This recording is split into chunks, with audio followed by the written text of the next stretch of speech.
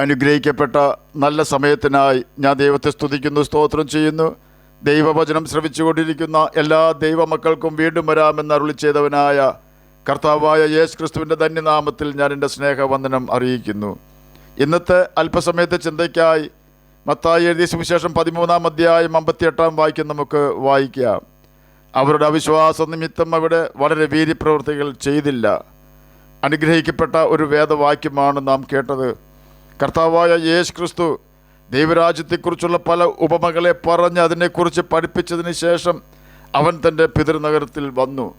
അവിടെ അവരുടെ പള്ളിയിൽ അവർ ഉപദേശിച്ചപ്പോൾ അവർ വിസ്മയിച്ചു. അവർ പറയുകയാണ്, ഇവന് ഈ ജ്ഞാനവും വീര്യപ്രവൃത്തികളും എവിടെ നിന്ന്? ഇവൻ തച്ചൻ്റെ മകനല്ലയോ? ഈ വാക്കുകൾ യേശു കേട്ടുകാണുമോ എന്ന് നമുക്കറിയില്ല. എന്നാൽ അപ്രകാരം പറഞ്ഞ വ്യക്തികളോട് യേശു പറയുകയാണ്, ഒരു പ്രവാചകനെയും സ്വന്തം ഭവനക്കാരും സ്വന്തം ദേശക്കാരും അംഗീകരിക്കുകയോ ബഹുമാനിക്കുകയോ ചെയ്യുകയില്ല. ആ ദേശക്കാരുടെ അവിശ്വാസമാണ് അവരെ കൊണ്ട് അപ്രകാരം പറയിച്ചത്. അതുകൊണ്ട് തന്നെ അവരുടെ അവിശ്വാസ നിമിത്തം അവിടെ വളരെ വീര്യപ്രവൃത്തികൾ യേശു ചെയ്തില്ല എന്ന് മത്തായി എഴുതിയ സുവിശേഷം 13-ാം അധ്യായം 58-ാം വാക്യത്തിൽ രേഖപ്പെടുത്തിയിരിക്കുന്നു. അവിശ്വാസം ദൈവം വെറുക്കുന്ന പാപമാണെന്ന് ബൈബിൾ പഠിപ്പിക്കുന്നു. അതുകൊണ്ട് തന്നെ അപ്പോസ്തലനായ പൗലോസ് എബ്രായർക്ക് എഴുതിയ ലേഖനം 3-ാം അധ്യായം 12-ാം വാക്യത്തിൽ ഇപ്രകാരം രേഖപ്പെടുത്തിയിരിക്കുന്നു, സഹോദരന്മാരെ, ജീവനുള്ള ദൈവത്തെ ത്യജിച്ച് കളയാതിരിക്കേണ്ടതിന് അവിശ്വാസമുള്ള ദുഷ്ടഹൃദയം നിങ്ങളിൽ ആർക്കും ഉണ്ടാകാതിരിക്കുവാൻ നോക്കുവിൻ. നമ്മിൽ അവിശ്വാസം വന്നാൽ 3 രീതിയിൽ അത് നമ്മെ ബാധിക്കും. ഒന്നാമതായി, അവിശ്വാസം നമ്മുടെ ദൂരക്കാഴ്ച നഷ്ടപ്പെടുത്തും. നിത്യതയെക്കുറിച്ചുള്ള കാഴ്ച നമുക്ക് നഷ്ടപ്പെടുത്തും. നാം കേട്ടു, യേശുവിൻ്റെ താമസ നാട്ടിൽ വന്നപ്പോൾ ജനം പറയുകയാണ്, ഇവന് ഈ ജ്ഞാനവും വീര്യപ്രവൃത്തികളും എവിടെ നിന്ന്? ഇവൻ തച്ചൻ്റെ മകനല്ലയോ?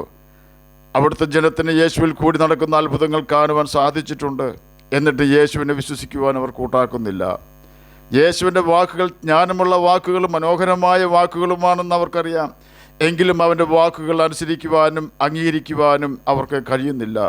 കാരണം യേശുവിനെ സ്നേഹിക്കുവാനും അനുസരിക്കുവാനും അവർ തയ്യാറല്ലാത്തതിനാൽ അവരിൽ വിശ്വസിക്കുവാൻ അവർക്ക് സാധിച്ചില്ല.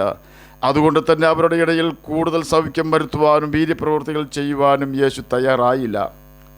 യേശുവിലുള്ള വിശ്വാസം നമുക്ക് രോഗസൗഖ്യവും ഹൃദയത്തിൽ ശാശ്വത സമാധാനവും നിത്യജീവനും തരുമെങ്കിൽ, യേശുവിലുള്ള അവിശ്വാസം നമ്മുടെ ജീവിതത്തെ തന്നെ തകർക്കുവാൻ സാത്താൻ ഒരു ആയുധമായിത്തീരുന്നു.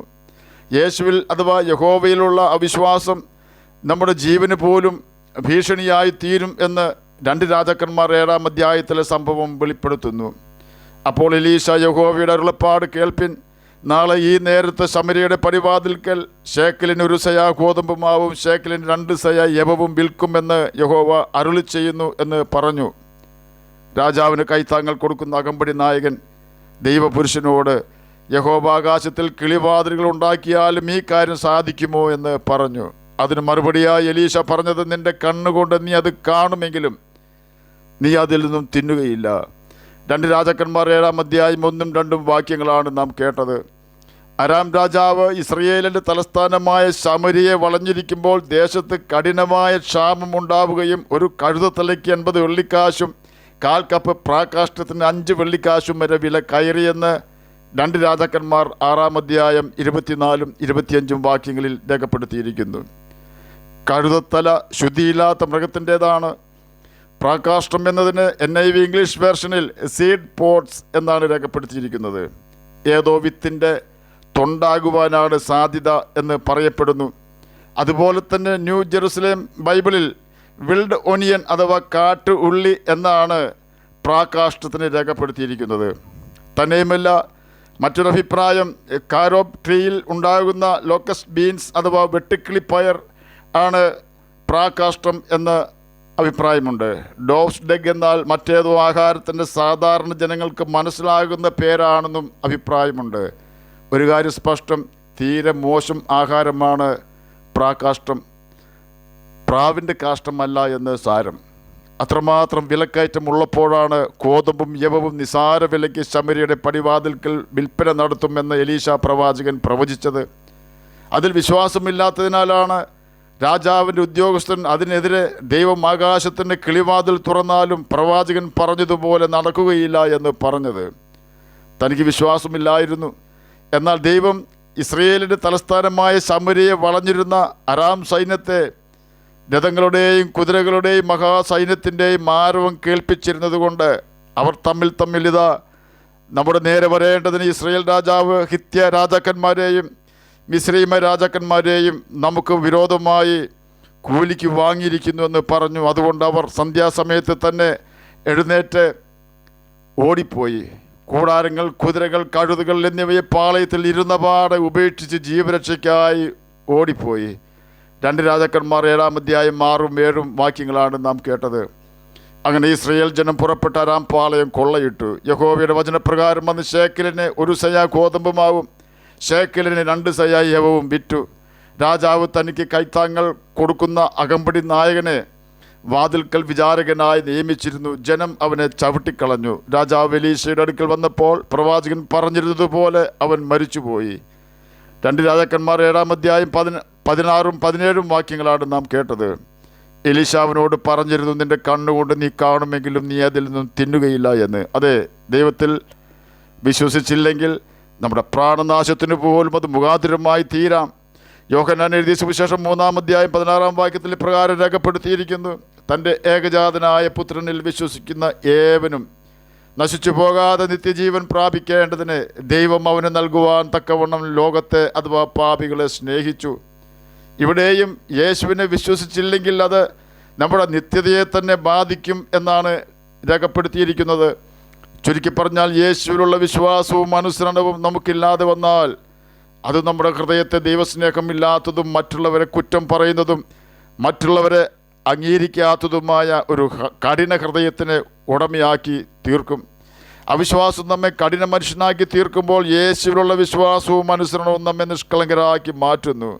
യേശുവിലുള്ള വിശ്വാസമില്ലായ്മ നമ്മുടെ ഹൃദയ സന്തോഷം നഷ്ടപ്പെടുത്തുകയും അത് നമ്മെ നിരാശയിലേക്കും പിറുപിറുപ്പിലേക്കും നയിക്കുകയും ചെയ്യുന്നു. ക്രിസ്തുവിൽ വിശ്വാസവും അവനോട് അനുസരണവുമുള്ള വ്യക്തികൾ ഹബക്കൂക്കിനെ പോലെ പറയും, എനിക്ക് ഒരു നന്മയും ദൈവം തന്നില്ലെങ്കിലും ഞാൻ യഹോവയിൽ ഉല്ലസിക്കും എന്ന്. യേശുവിൽ വിശ്വാസവും അനുസരണവുമുള്ള ശദ്രക്കും മേശക്കും അബേദ്നെഗോവും പറയും, നെബൂഖദ്നേസർ രാജാവേ, നിൻ്റെ അഗ്നികുണ്ഡത്തിൽ ഞങ്ങൾ വീഴേണ്ടി വന്നാലും നിൻ്റെ അഗ്നികുണ്ഡത്തിൽ നിന്നും ഞങ്ങളുടെ ദൈവം ഞങ്ങളെ രക്ഷിച്ചാലും രക്ഷിച്ചില്ലെങ്കിലും നീ നിർത്തിയ വിഗ്രഹത്തിന് മുമ്പിൽ ഞങ്ങൾ വണങ്ങുകയില്ല എന്ന്. കാരണം അവർ യഹോവയെ അനുസരിക്കുന്നവരും വിശ്വസിക്കുന്നവരും ആയിരുന്നു. അവിശ്വാസം നമ്മുടെ കണ്ണിനെ കുരുടാക്കും, ദൈവപ്രവൃത്തിയെ മറപ്പിക്കും, ഹൃദയത്തെ കഠിനമാക്കും. നമ്മുടെ ദൈവസ്നേഹത്തെയും നല്ല മനസാക്ഷിയെയും യഹോവയെങ്കിൽ സന്തോഷത്തെയും അവിശ്വാസം നഷ്ടപ്പെടുത്തും. നമ്മൾ വന്നു ചേരുന്ന പാപപ്രവൃത്തിയാണ് നമ്മിൽ അവിശ്വാസത്തിൻ്റെ വിത്ത് മുളപ്പിക്കുന്നത് എന്ന് നാം ഓർക്കണം. പാപം നമ്മെയും ദൈവത്തെയും വേർപിരിക്കും. അതിൽ നിന്നും രക്ഷ നേടുവാൻ ബൈബിൾ വായിക്കുകയും അത് അനുസരിക്കുകയും ചെയ്യുക എന്നതാണ് ഏക വഴി. യേശുവിൽ വിശ്വസിക്കാത്തൊരു വ്യക്തിക്ക് കാണുവാൻ കഴിയാത്തത് യേശുവിൽ വിശ്വസിക്കുന്ന ഒരു വ്യക്തിക്ക് കാണുവാൻ കഴിയും. എത്രമാത്രം യേശുവിൻ്റെ കൽപ്പനകൾ നാം അനുസരിക്കുമോ അത്രമാത്രം നമ്മുടെ വിശ്വാസം വർദ്ധിക്കുന്നു. എന്തുമാത്രം നാം വചനം അനുസരിക്കുമോ അത്രമാത്രം നാം ദൈവത്തോട് അടുക്കുന്നു. എന്തുമാത്രം നാം വചനം അനുസരിക്കുന്നുവോ അത്രമാത്രം നാം ശക്തരായി തീരുകയും സാത്താന്യ കോട്ടകളെ തകർക്കുവാൻ തക്ക വിശ്വാസവും ശക്തിയുമുള്ളവരായി മാറുകയും ചെയ്യുന്നു. ഓർക്കുക, അവിശ്വാസം നമ്മുടെ ആത്മാവിൻ്റെ പാഷാണമാണ്. ആകയാൽ സാത്താൻ്റെ സകല അവിശ്വാസത്തിൻ്റെ തീയമ്പുകളെയും കെടുത്തിക്കളയുവാൻ തക്കവണ്ണം വിശ്വാസം എന്ന പരിച നാം എടുക്കണമെന്ന് എഫേസ്യർക്ക് എഴുതിയ ലേഖനം 6-ാം അധ്യായം 16-ാം വാക്യത്തിൽ രേഖപ്പെടുത്തിയിരിക്കുന്നു. എന്നെ കേൾക്കുന്ന പ്രിയ ദൈവമകനെ, ദൈവമകളെ, എന്ത് പ്രതിസന്ധിയാണ് നിങ്ങൾ അനുഭവിക്കുന്നതെന്ന് എനിക്കറിയില്ല. ഏത് രീതിയിലുള്ള കഷ്ടതയാണ് നിങ്ങൾ നേരിടുന്നത് എന്ന് എനിക്കറിഞ്ഞുകൂടാ. എന്നാൽ സകല പ്രശ്നങ്ങളുടെയും പരിഹാരം എവിടെ ലഭിക്കുമെന്ന് എനിക്കറിയാം.